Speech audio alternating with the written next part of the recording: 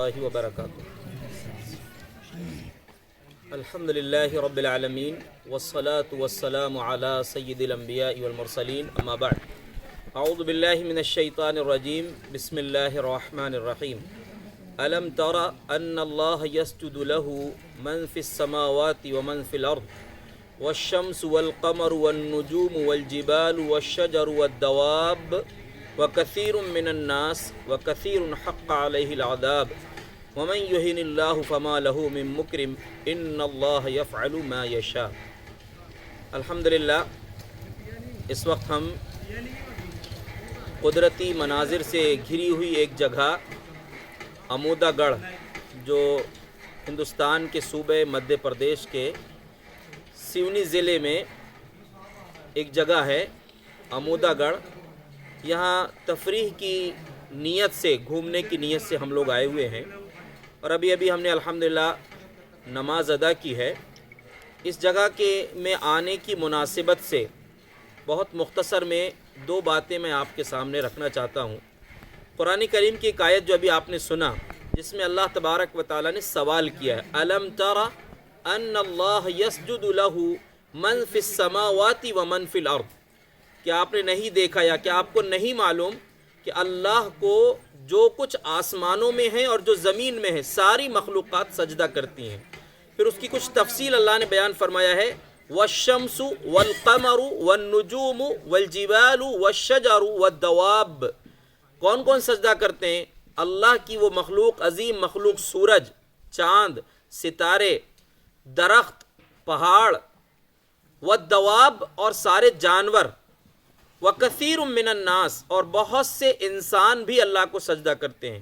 وَكَثِيرٌ حَقَّ عَلَيْهِ الْعَذَابِ لیکن بہت سے ایسے انسان بھی ہیں جن پر اللہ کا عذاب حق ہو چکا ہے، وہ اللہ کو نہیں سجدہ کرتے. وَمَن يُهِنِ اللَّهُ فَمَا لَهُ مِن مُكْرِمٍ اللہ جس کو ذلیل کر دے، بے عزت کر دے، اسے کوئی عزت نہیں دے سکتا. ان اللہ یفعل ما یشاء یقیناً اللہ جو چاہے وہ کرتا ہے. یہ آیت ہمیں بتا رہی ہے کہ یہ مخلوق، یہ جو کئی قسم کے درخت دکھ رہے ہیں، یہ اونچے اونچے پہاڑ جن پر یہ درخت اگے ہوئے ہیں اور ان پہاڑوں کے بیچ میں یہ بہنے والا پانی ندی کا، یہ ساری مخلوقات اللہ رب العالمین کو سجدہ کرتی ہیں. کیسے کرتی ہیں اللہ کو معلوم. اور یہ تسبیح بھی، نماز بھی پڑھتی ہیں. اللہ رب العالمین نے قرآن میں فرمایا کل قد علم صلاتہ و تسبیحہ. ان ساری مخلوقات میں سے چاہے آسمان کی کوئی مخلوق ہو یا زمین کی کوئی مخلوق ہو، ہر ایک اپنے نماز کے اور تسبیح کے طریقے کو جانتے ہیں. دوسری جگہ فرمایا وَلَكِن لَا تَفْقَهُونَ تَسْبِيحَهُمْ تم ان کی تسبیح کو سمجھ نہیں سکو گے کہ کیسی تسبیح کرتے ہیں. لیکن قرآن کہہ رہا ہے جو اللہ کا کلام ہے کہ ساری مخلوقات، یہ درخت، یہ جھاڑ، یہ پہاڑ، یہ پتھر، یہ سب کچھ اللہ رب العالمین کی تسبیح بیان کرتی ہیں. ان کو دیکھ کر خالی ہم گھومنے کی نیت سے نہ آئیں بلکہ یہ سوچیں کہ اللہ کی یہ بے زبان مخلوق اللہ کو سجدہ کرتی ہیں اور تسبیح کرتی ہیں، تو ہم کو جو اللہ نے انسان ساری مخلوق میں سب سے بہتر بنایا ہے، ہمیں اس کی فکر ہونی چاہیے کہ ہم خود اس رب کے سامنے سجدہ کریں اور جو اس کو سجدہ کرنے سے دور ہیں ان کو اللہ کی طرف، اس پالنہار کی عبادت کی طرف بلائیں. دو بات جو میں آپ سے کہنا چاہ رہا ہوں، ایک بات ہے جو حدیث کی روشنی میں ہے، ایک تو یہ تمہیدی طور پر یہ حالات، یہ جگہ کی مناسبت سے قرآن کی آیت میں نے آپ کو سنایا ہے. دوسری بات یہ ہے پکنک. حدیث میں ایک پکنک کا تذکرہ ہے، ایک صحابی رسول کی پکنک ہے، وہ ان کے ساتھ اور ان کے ساتھی ہیں. امام نافع رحمۃ اللہ علیہ جو مشہور صحابی عبداللہ ابن عمر رضی اللہ عنہ کے خاص شاگرد ہیں، وہ کہتے ہیں كنت مع ابن عمر خرجت مع ابن عمر في نواحي المدینہ في بعض نواحي المدینہ. میں ایک مرتبہ میرے استاذ عبداللہ ابن عمر رضی اللہ عنہ کے ساتھ شہر کے ایک کسی علاقے کنارے میں، یعنی شہر سے باہر کے کسی حصے میں گئے. ومعه اصحابه اور ان کے ساتھ ان کے دوست ساتھی لوگ بھی تھے. جیسے ہم الحمدللہ ایک جماعت کی شکل میں آئے ہیں تو کہتے ہیں کہ عبداللہ بن عمر رضی اللہ عنہ کے ساتھ ان کے ساتھی بھی موجود تھے. فوضعوا سفرتن ان لوگوں نے جب دسترخوان بچھایا کھانے کے لیے، پکنک میں گئے تھے، کھانا تیار تھا یا کھانا تیار کیے، جو بھی معاملہ ہو، جب دسترخوان ان لوگوں نے بچھایا فمر بہم راعن دسترخوان ابھی کھانے کے لیے وہ لوگ بیٹھے ہیں، وہاں سے ایک چرواہے کا گزر ہوا جو بکریاں چرا رہا تھا، بکریوں کا ریوڑ لے کر وہ بھی اسی طرف گیا ہوا تھا. مطلب یہ کہ آبادی سے باہر تھا وہ علاقہ، شہر کے باہر کا علاقہ، یعنی پکنک والا معاملہ ہی سمجھے ہم اس کو. تو عبداللہ بن عمر رضی اللہ عنہ نے جب اس چرواہے کو دیکھا کہ یہ بکریاں چرا رہا ہے تو اس کو کہا کہ ہلم یا راعی فاصب من هذه السفرہ، کہا کہ بھیا وہ چرواہے آؤ ہمارے ساتھ اس دسترخوان میں سے کچھ تم بھی کھا لو. اس کو دعوت دیا کھانے کی. تو چرواہے نے جواب دیا انی صائم، میں روزے کی حالت میں ہوں. بکریاں چرانے گیا ہے لیکن روزہ رکھ کے گیا ہوا ہے وہ، اور ایسی جگہ میں جس کی تفصیل آگے حدیث کے الفاظ میں ہے. سوچئے کہ وہ کتنا فکر مند ہے اپنی آخرت کے لیے. بکریاں چرا رہا ہے اور بکریاں چراتے ہوئے روزے کی حالت میں بھی ہے. عبداللہ ابن عمر رضی اللہ عنہ نے اس جگہ کو دیکھ کر، وہ جگہ اور اس آدمی کے روزے کی تعلق سے تبصرہ کرتے ہوئے فرمایا فی مثل ھذا اليوم الشدید حرہ، اتنی سخت گرمی کے دن میں اتنی تیز گرمی ہے، وانت فی ھذہ الشعاب، اور تم اس گھاٹی میں، ان گھاٹیوں میں گھوم رہے ہو، یعنی اس میدان میں گھوم رہے ہو تم. ایسا بھی نہیں کہ روزے کی حالت میں سکون سے تم گھر میں ہو. ایک تو شدید گرمی، دوسرا میدان، کوئی جھاڑ یہاں پر ایسے بھی نہیں تو سایہ لے لو تم، یعنی شدید گرمی ہے، یہ گھاٹیاں کھلا میدان ہے. وَأَنْتَ فِي آثَارِ هَذِهِ الْغَنَمِ، تیسری بات یہ ہے کہ گرمی تو الگ ہے، پھر یہ میدان ہے، پھر تیسری چیز ایسا نہیں کہ ایک جگہ بیٹھا رہنا ہے، بلکہ ان بکریوں کے پیچھے تم چل رہے ہو.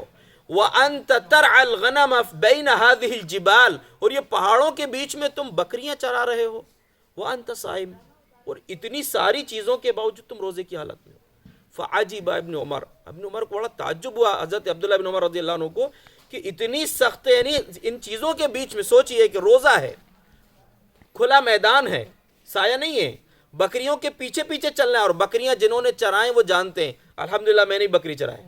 اور تمام انبیاء کے بارے میں پیارے نبی نے فرمایا کہ ہر نبی نے بکریاں چرائیں. تو بکریوں کو سنبھالنا بڑا مشکل کام ہے. یہ انبیاء کو ٹریننگ دی جاتی تھی کہ آگے چل کے تمہیں انسانوں کو سنبھالنا ہے، تو بکریوں کو سنبھالنے کے ذریعے ٹریننگ دی جاتی تھی. تو کہا بکریوں کو سنبھالنا آسان کام نہیں ہے. تو کہا یہ بکریوں کے پیچھے بھی گھوم رہے ہو، اتنی گرمی، شدید گرمی ہے، اور پہاڑوں کے بیچ میں تم بکریاں چرا رہے ہو، تم روزے کی حالت میں ہو. بڑا عجیب جواب دیا تھا اس نے. کہا ابادر ایامی الخالیہ، میں اپنے ان خالی دنوں کا صحیح استعمال کر کے نیکیوں میں سبقت لے جانا چاہ رہا ہوں، نیکیوں کو جمع کر لینا چاہ رہا ہوں. جو خالی دن ملے، آج سوچیے ہمارے پاس تو یہ جو خالی وقت رہتا ہے، جس کے پاس، سب کے پاس موبائل ہے. خالی وقت گزارنے کے لیے موبائل سب سے آسان ذریعہ آج لوگوں کے پاس ہو گیا. انہوں نے کیا کہا؟ ابادر ایامی الخالیہ، میں اپنے خالی دنوں میں نیکیاں کرنے کی کوشش کر رہا ہوں. کیوں؟ قرآن میں اللہ نے جنت کا جو منظر بیان کیا ہے، جنت میں جب جائیں گے جنتی تو اللہ رب العالمین ان سے فرمائے گا کلوا واشربوا ہنیئا بما اسلفتم فی الایام الخالیہ. اب جنت میں آئے ہو، یہاں پر کھاؤ اور پیو ان اعمال کے بدلے جو تم نے اپنے خالی دنوں میں، یعنی دنیا کی زندگی میں جو تم نے نیکیاں کیے تھے، ان اعمال کے بدلے میں آج جنت کی نعمتیں کھاؤ پیو. تو اس چرواہے نے جواب دیا ابادر ایامی الخالیہ، میرے جو خالی دن ہیں، جو فرصت کے دن مجھ کو دیا ہے اللہ نے، ان کا صحیح استعمال کر رہا ہوں میں، اور اپنے لیے نیکیوں کا ذخیرہ جمع کر رہا ہوں. عبداللہ بن عمر رضی اللہ عنہ نے سے ایک سوال کیا، هل لك ان تبيعنا شاة من غنمك، بھیا ایسا ہو سکتا ہے کہ تم اپنی بکریوں میں سے ایک بکری ہم کو بیچ دو، نجتزرها، ہم اس کو ذبح کر لیں گے، وَنُطْعِمُكَ لَحْمَهَا، خریدیں گے تم سے، ایک بکری بیچ دو ہم کو، ہم اس کو ذبح کر کے اس کا گوشت بنا لیں گے، وَنُطْعِمُكَ لَحْمَهَا، کھانے کے لیے تم کو بھی کچھ گوشت دے دیں گے، مَا تُفْطِرُ عَلَيْهِ، جس پر تم افطار کر لینا، روزہ ہے تمہارا، تم کو بکری کا گوشت دے دیں گے، تم افطار بھی کر لینا، وَنُعْطِيَكَ ثَمَنَهَا، اور صرف بکری لیں گے نہیں کہ تم کو گوشت دے دیا تو بات ختم، بلکہ ہم تم کو اس بکری کی قیمت بھی دیں گے. اللہ اکبر، حیرانی ہوگی آپ کو اس کا جواب سن کے. کہا کہ لیست لی انما ہی لمولایا، یہ بکریاں میرے بھائی میری نہیں ہیں، میرے مالک کی بکری ہیں. اللہ اکبر، تعجب کی بات ہے. اندازہ کیجئے کیسا ایمان ہوگا اس چرواہے کا کہ کوئی وہاں نہیں ہے، اس کا مالک وہاں نہیں ہے.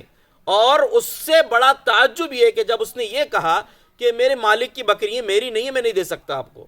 عبداللہ بن عمر رضی اللہ عنہ نے اس کو آزمایا. صحابی رسول تھے، ظاہر سی بات ہے کہ خیانت کا حکم تو نہیں دے سکتے. اس کے ایمان کو اور جانچا کہ کتنا مضبوط ایمان ہے.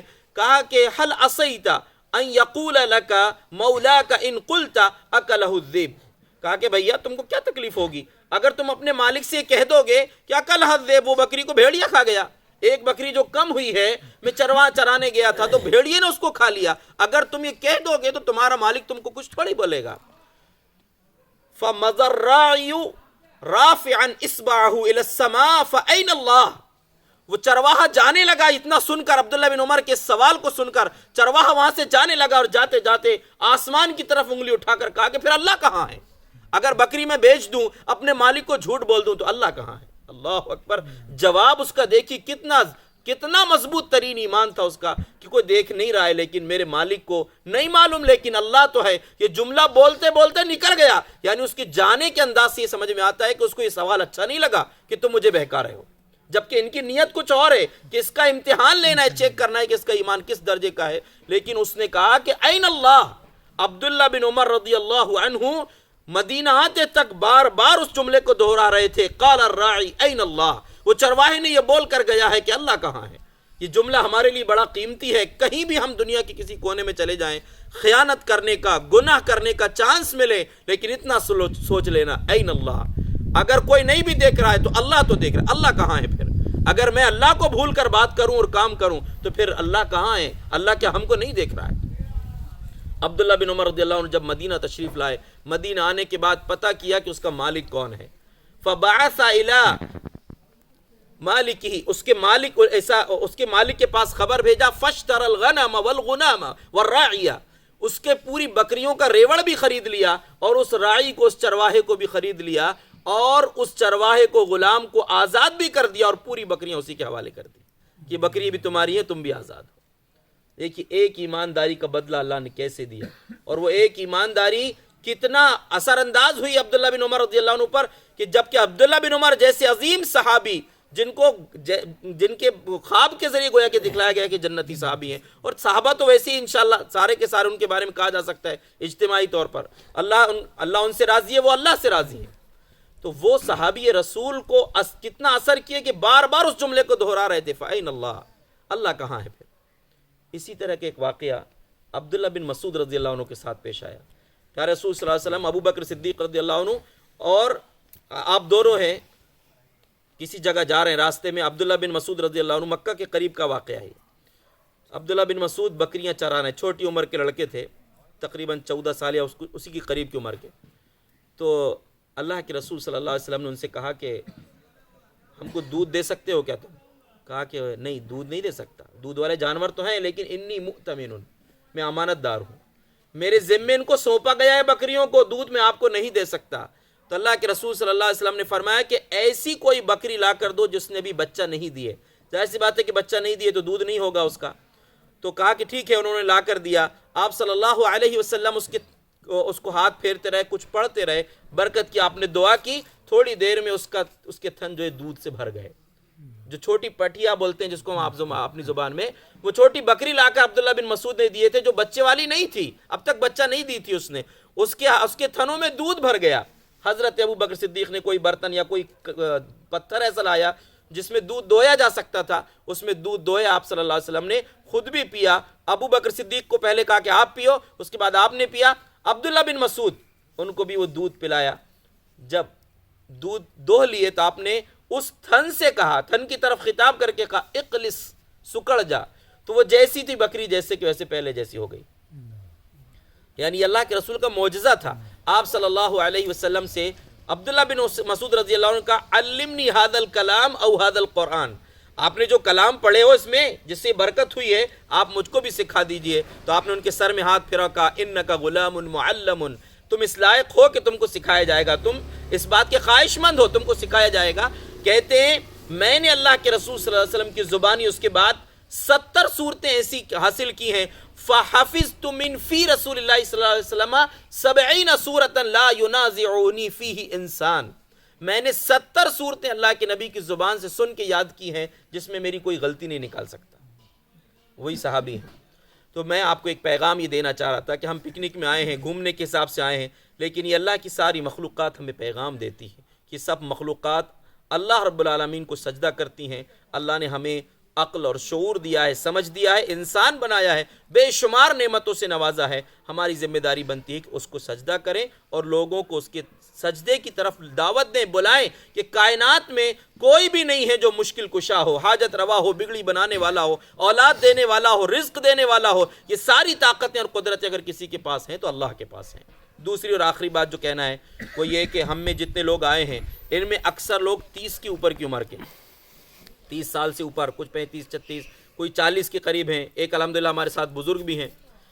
یاد رکھیے قرآن میں اللہ رب العالمین نے ایک بات کہی ہے، وَوَصَّيْنَا الْإِنسَانَ بِوَالِدَيْهِ إِحْسَانًا حَمَلَتْهُ أُمُّهُ كُرْهًا وَوَضَعَتْهُ كُرْهًا وَحَمْلُهُ وَفِصَالُهُ 30 شهرًا۔ ہم نے انسان کو اس کے ماں باپ کے ساتھ بہتر سلوک کرنے کا حکم دیا ہے کہ اس کی ماں نے تکلیفوں کے ساتھ اس کو پیٹ میں رکھا، تکلیفوں کے ساتھ اس کو جنم دیا، پھر اس کے حمل کی اور دودھ چھڑانے کی مدت 30 ماہ، 2.5 سال کی مدت ہے، حتی اذا بلغ اشدہ وبلغ 40 سنہ، یہاں تک کہ جب انسان اپنی پختگی کی عمر کو پہنچ جاتا ہے اور 40 سال کی عمر کو پہنچ جاتا ہے۔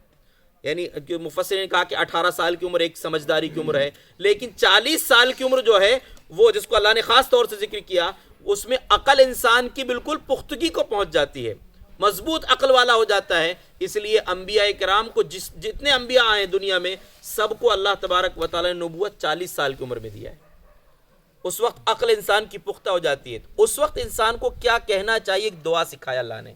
سورہ احقاف ہے قرآن کی ایک سورہ احقاف کی آیت نمبر 15 ہے جس میں دعا سکھلائی ہے۔ میں آپ کو جو عمر آپ کا ذکر کیا، ہم اس عمر کے قریب پہنچ رہے ہیں، 40 سال کی عمر کو پہنچیں تو انسان کو یہ بولنا چاہیے کیا، ربی اوزعنی ان اشکر نعمتک التی انعمت علی وعلی والدی، اے میرے رب میں تجھ سے توفیق مانگتا ہوں کہ مجھے توفیق دے کہ میں تیری ان نعمتوں کا شکر ادا کروں جو تو نے مجھ کو دیا ہے، اور ان نعمتوں کا بھی شکر ادا کروں جو تو نے میرے ماں باپ کو دیا ہے۔ اس سے ماں باپ کی بھی اہمیت سمجھ میں آتی ہے کہ ماں باپ کی نعمتوں کا شکر ہم ادا کریں، اور اس کی ایک اور وجہ یہ بھی ہے کہ ماں باپ کو جو نعمتیں ملتی ہیں وہ اس کے وارث جو ہے اولاد ہی ہوتی ہیں۔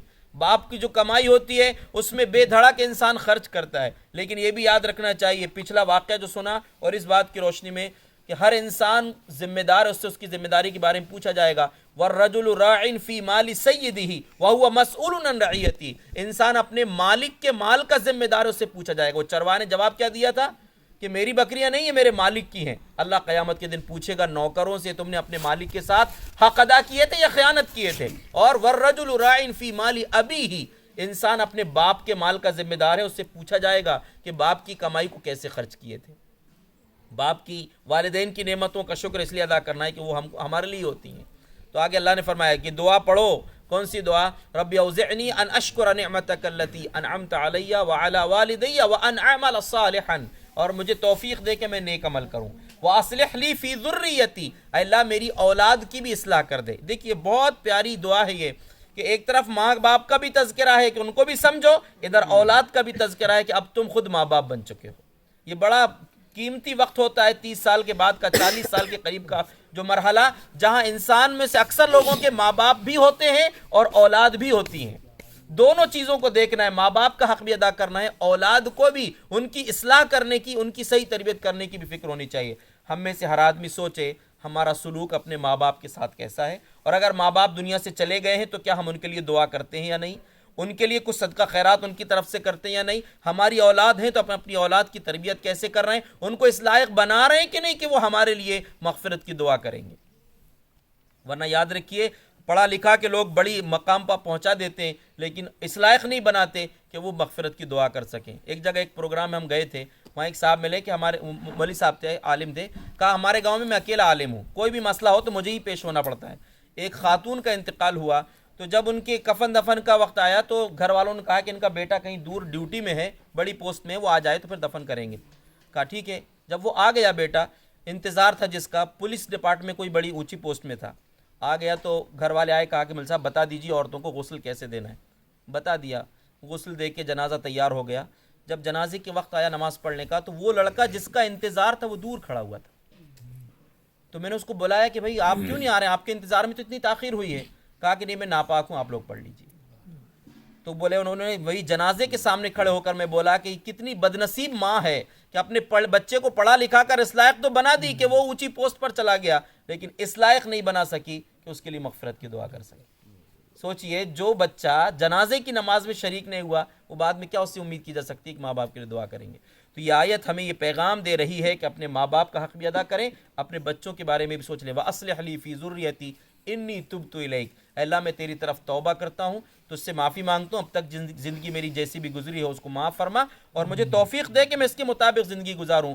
وَإِنِّي مِنَ الْمُسْلِمِينَ، اور میں مسلمانوں میں سے ہوں۔